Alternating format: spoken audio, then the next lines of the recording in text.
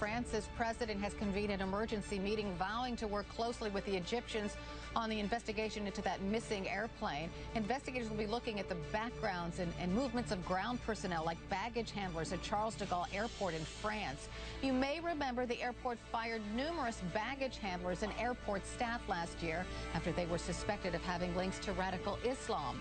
Our senior European correspondent Jim Bitterman live in our Paris bureau to tell us more about that. Good morning. Hi, Carol. This came after the November 13th attacks here that Prefet, that's the sort of the highest police officer out at the airport, basically said that they had lifted the security clearances of 57 employees during the course of 2015.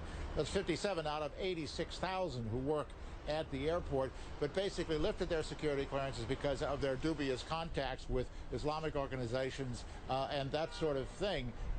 There's always the possibility that maybe they didn't get everybody, and so that's what they're doing today, is that they're going back through, checking anybody that had contact with this Egypt Air flight.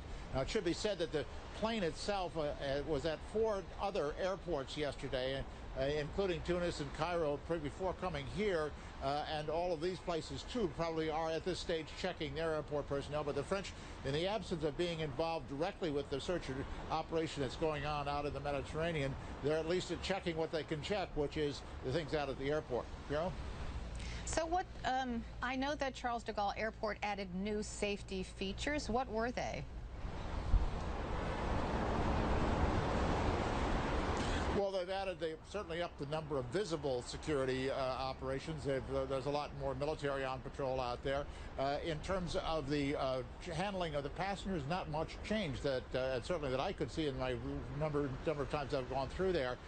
But in terms of securing the personnel that work there, the people that come onto the airport tarmac, they've had different levels of security installed so that you get a badge that allow you to access one part of the airport and maybe a badge that wouldn't allow you to get to that point. The most sensitive areas are being kept off limits to some people. There's been some complaints about that, but this actually is a problem that has gone back now some years.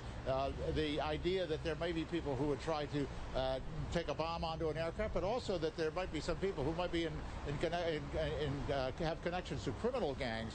So there's been a lot more concern about security at the airport over the last few years, and especially in the last month since the terrorism of last year.